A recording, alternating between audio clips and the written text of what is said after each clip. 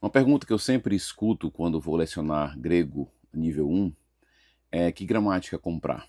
Que gramática adquirir? Qual a melhor gramática? Isso me leva aos meus primeiros anos de estudo no grego, ali no final dos anos 90, quando meu professor, o Dr. Roque Albuquerque, tive o privilégio de ser aluno do Dr. Roque, ah, não tinha material. E ele basicamente traduziu a obra do John Christian Machen, Grego para Iniciantes, algo desse tipo, traduzido do inglês para português, e o grego eu digitei, procurando uma fonte, melhor fonte possível, e eram poucas também as opções nesse período para a gente. É um período que eu tenho muita lembrança de muita gratidão pelo privilégio, mas também foi um período marcado pela escassez muito grande. Ou seja, eu não fui a uma livraria comprar minha gramática de grego. Hoje a pergunta é: que gramática comprar? Se você tem uma abertura para ler em inglês, e esse leque só aumenta, só cresce. Isso é bom, isso é interessante. Agora, é interessante também você entender por que existem tantas gramáticas. O entendimento e as razões que, né, justificam o número de gramáticas que nós temos hoje, ajuda você a adquirir uma melhor gramática ou até ter uma justificativa para querer ter todas as gramáticas disponíveis para você. Então vamos lá, eu queria trazer pelo menos 3 razões por que eu entendo que existem tantas gramáticas assim disponíveis para nós. A primeira razão é que você pode ter a convicção linguística, gramatical idêntica de outra pessoa, ou seja, um gramático pode ter uma convicção idêntica de outro gramático em termos linguísticos e gramaticais, e ainda assim optar por fazer uma outra gramática porque ele tem uma proposta pedagógica diferente. A metodologia de abordagem do assunto é diferente. A lida com as informações é diferente. Então, quando você pega 3 ou 4 gramáticas para iniciantes do grego bíblico, você vai perceber logo de cara que existem várias observações que ficam claras. O número de vocabulário, por exemplo, existem gramáticas que dão muita ênfase ao vocabulário. Por exemplo, a gramática do Potter, eu tenho ela aqui, pertinho de mim. Essa gramática, por exemplo, ela dá muita ênfase à questão dos vocábulos, do vocabulário. Uma outra gramática, eu não tenho física aqui, é do Rodney Decker, que eu gosto demais. Ele tem um vocabulário, a apresentação do vocabulário dele é muito interessante, é em forma de tabelas, e ele vai fazer referência não somente a palavras que estão presentes no Novo Testamento, mas também na Septuaginta, ele amplia. Você vai encontrar também algumas gramáticas, como a do Plummer e do Merkel, que está já em português, né, pela editora Pronobis. Eu quero falar um pouquinho dela no final. E essa gramática, ela tem disponível, no inglês você pode ir na Amazon e você poder comprar os flashcards, que já vem com dicas de memória e versículos conectados com o texto. Ele, além da gramática, tem outra gramática também da mesma linha, que é para o que chamava de grego intermediário. Então, é uma questão de vocabulário, apresentação de informações. Existem informações que o gramático entende. Eu acho que ela precisa aparecer, não somente aparecer, mas ela tem que aparecer nesse momento exato do estudo.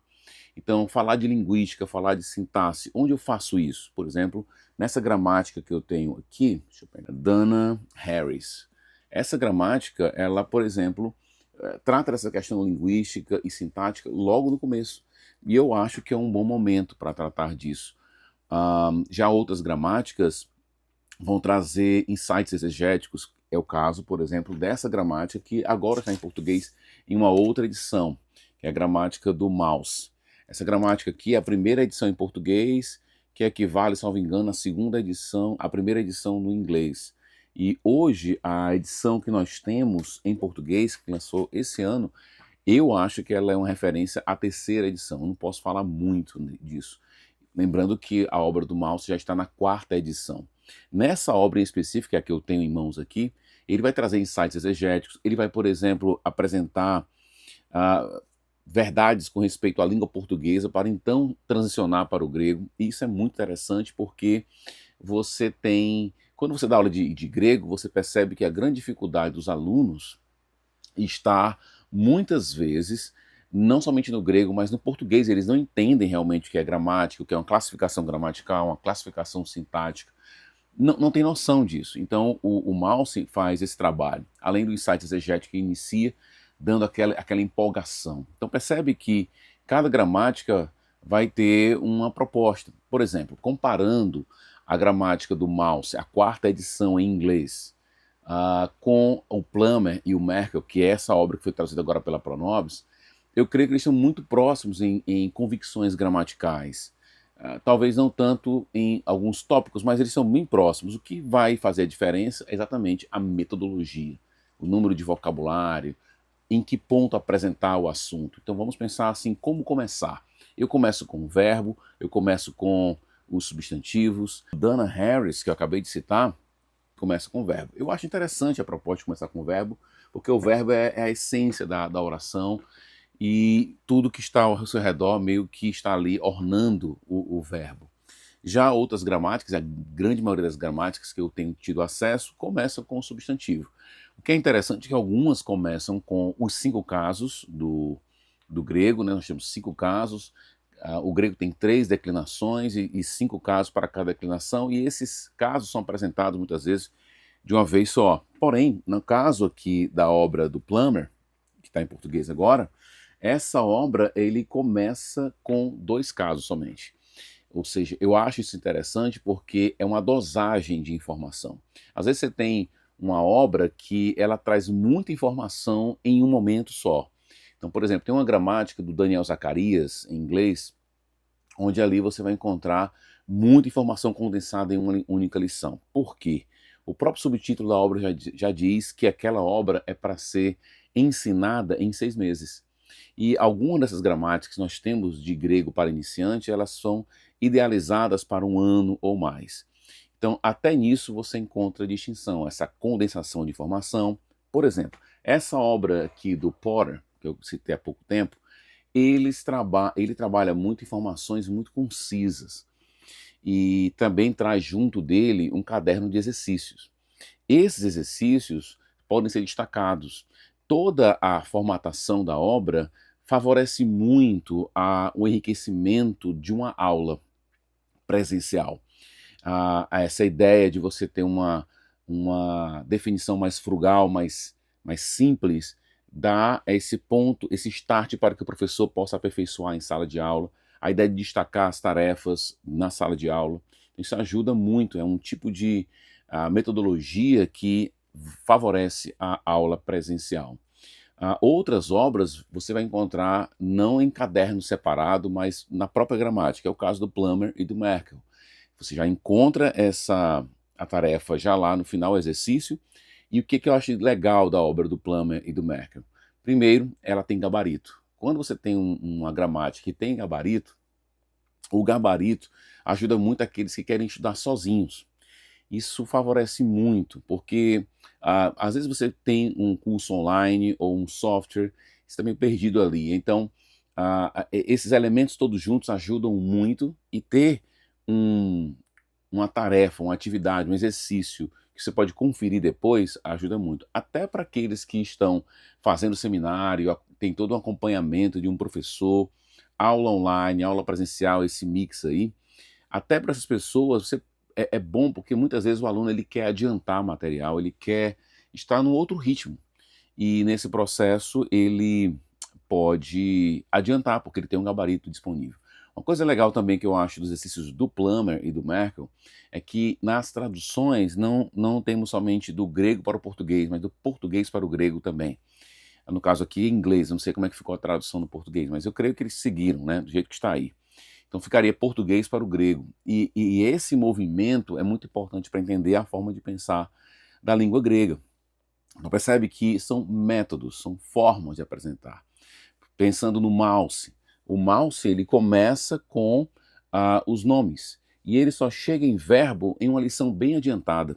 Enquanto você vai encontrar na maioria das gramáticas os substantivos sendo apresentados, e logo em seguida você vai ter os verbos, aqui você vai ter os verbos sendo apresentados ao aluno num estágio bem posterior.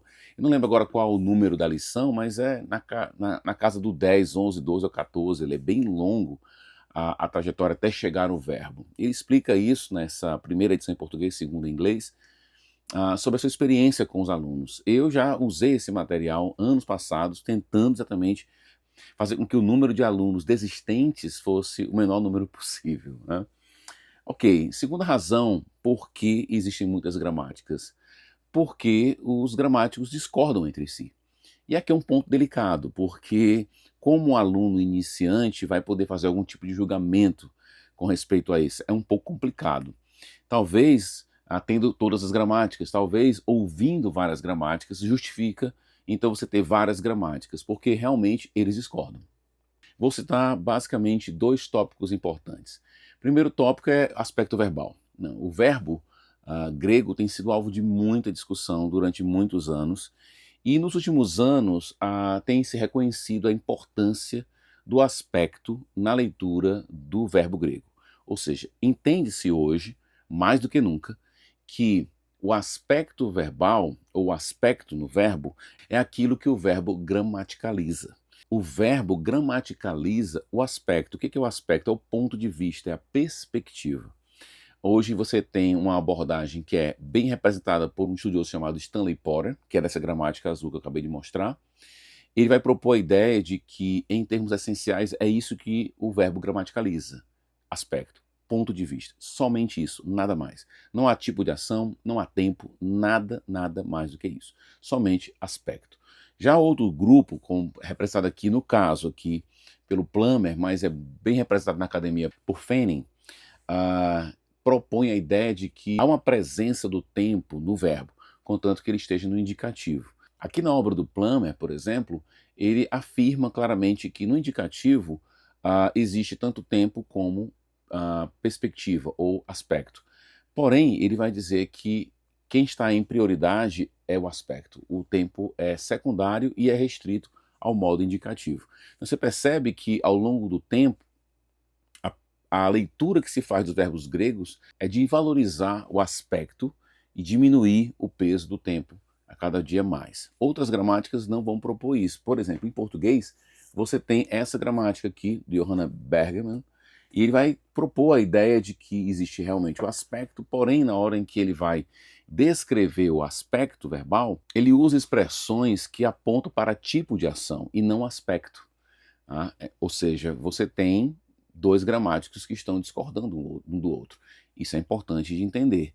Nem todo mundo que está no mundo da gramática grega está no mesmo barco nesse sentido, né? Então, há alguns que propõem a ideia de aspecto como, digamos assim, aquele elemento único que você encontra no verbo. O Porter chamaria de o que é semântica no verbo, ou seja, o que é semântica, a ideia de que é essencial no verbo, ele diria isso é aspecto verbal. Porter diria que você pode reconhecer até tipos de ação, tempo, mas isso não é o verbo que te dá. Ele não gramaticaliza isso. Você precisa olhar para a léxica, você precisa olhar para o cotexto, para o contexto, para que você possa então chegar a uma conclusão sobre tempo e sobre tipo de ação. O verbo só gramaticaliza aspecto. Agora, dentro dessa proposta, você vai ter pessoas que vão dizer, como Porter, são 3 aspectos. Outros vão dizer são somente 2 aspectos. Hannah Harris vai seguir a ideia do Porter, porém no número de aspectos vai seguir um outro estudioso, que é o Constantine Campbell, que propõe somente a ideia de 2 aspectos. Então percebe que existe divergências entre os gramáticos. Voz média é outro assunto. Hoje em dia, é quase que unanimidade no meio da academia não reconhecer aquilo que algumas gramáticas chamam de verbos depoentes. Um verbo depoente seria um verbo que tem uma forma, digamos assim, passiva ou médio-passiva, porém o seu significado é ativo, o sentido é ativo. É chamado de verbos depoentes. Você vai encontrar isso em gramáticas como do Mating. Essa gramática de Johanna Bergman também, que eu acabei de citar, também reconhece a deponência, né, a verbos depoentes. Porém, hoje em dia, na academia, é muito raro. Tem um livro interessante do Constantine Campbell, que é esse aqui, né, Avanço no Estudo do Grego. E nesse livro ele vai falar um pouco sobre essa discussão. Cada tópico é um elemento que está sendo discutido sobre a questão do grego. E ele vai colocar aqui a voz média como um tópico importante, e você vê claramente que o caminho tem sido de abandono desse conceito, dessa proposta de verbos depoentes. Mas tem gramáticas que ainda apoiam essa ideia. Terceira razão por que existem várias gramáticas é porque você tem um processo de atualização, de novas propostas, não somente novas ideias, mas não é que são, digamos assim, evolução ou ideias contraditórias, mas realmente atualização diante de algumas propostas. Por exemplo, a pronúncia, né, a fonética. As gramáticas, via de regra, seguem o que é conhecido como fonética erasmiana. Okay? A maioria segue essa proposta. Muito bem, eu gosto muito dessa proposta, por quê? Porque ela é mais didática. É um som para cada letra, isso ajuda muito no processo de escrita, de leitura, memorização. Eu acho muito didática a proposta da fonética erasmiana. Muito bem. Mas hoje em dia você vai ter pessoas propondo a ideia de que a gente tem que usar a fonética do grego moderno. Existem vantagens para isso. Por exemplo, Constantine Campbell vai falar um pouco sobre isso nesse livro que eu acabei de citar. Tem um capítulo só sobre pronúncia e ele vai falar um pouco sobre essas vantagens que envolvendo você trazer a fonética do grego moderno. Outros até propõem a ideia também de uma restauração da fonética do Koiné mesmo. Por quê? Porque todo mundo reconhece que a fonética erasmiana não é a fonética do primeiro século. Então existe um grupo de pessoas que tem proposto a ideia de resgatar a fonética do Koiné. Algumas gramáticas, como a do Plummer, por exemplo, você vai ter na hora do alfabeto, você vai ter a fonética erasmiana, a fonética moderna e a fonética desse Koiné resgatado, restaurado. Entendeu?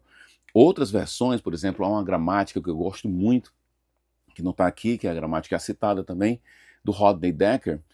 Do Rodney Decker ele vai propor a fonética erasmiana e depois a fonética do Koiné restaurado. Então percebe que você vai aí, digamos assim, ter essa variedade de propostas, porque existe esse entendimento de que as coisas precisam caminhar por outra direção. O Constantine Campbell, nesse livro, no capítulo que ele fala de pronúncia, ele vai dizer que é como se estivéssemos hoje meio que na transição aí da erasmiana para a moderna. E ele até propõe, e outros também propõem a ideia de que a gente precisa aprender o erasmiano e também passar para o moderno, para poder dialogar um pouco mais e os efeitos positivos dessa conexão. Todos que propõem isso entendem que o grego moderno não é o grego bíblico, assim como aqueles que propõem a pronúncia erasmiana entendem que essa pronúncia, essa fonética, ela não é a fonética bíblica. Para terminar, eu queria indicar para vocês a gramática que foi traduzida agora há pouco tempo pela Pronobis, que é a gramática do Plummer e do Merkel. Eu gosto muito dessa gramática, eu acho que ela está muito bem atualizada. A minha única discordância em termos gramaticais com ela é esse detalhe da questão do aspecto verbal. Eles reconhecem que o aspecto é prioritário, mas não é único. Ele também envolve tempo no modo indicativo. Eu creio, como Porter, que o verbo só gramaticaliza aspecto mesmo. Nada de tempo, nada de tipo de ação, absolutamente nada. Esse é o único detalhe de restrição que eu tenho, mas isso não coloca em nada a obra numa condição ruim. Eu, na verdade, indico essa obra com muito vigor, com muita felicidade, com muita alegria. Eu comecei esse vídeo falando da escassez, que era a realidade dos meus primeiros dias de estudante de grego. E hoje você tem essas várias e várias opções. E essa é uma opção legítima, boa, genuína, valiosa. Eu acho que vale muito a pena mesmo. Se você tem acesso ao grego, eu indicaria Dana Harris e também a gramática do Rodney Decker. A diferença de um para o outro na questão do aspecto verbal é que o Rodney Decker vai propor os 3 aspectos junto com o Porter, enquanto que Dana Harris vai seguir somente 2 aspectos junto com Constantine Campbell. Acho que é isso. Eu acho que depois desse vídeo, talvez a decisão será de comprar todas as gramáticas que estão disponíveis aí. Se não, segue essas 3 que eu acabei de indicar. 1 em português e 2 em inglês, ok? É isso. Abração. Bons estudos.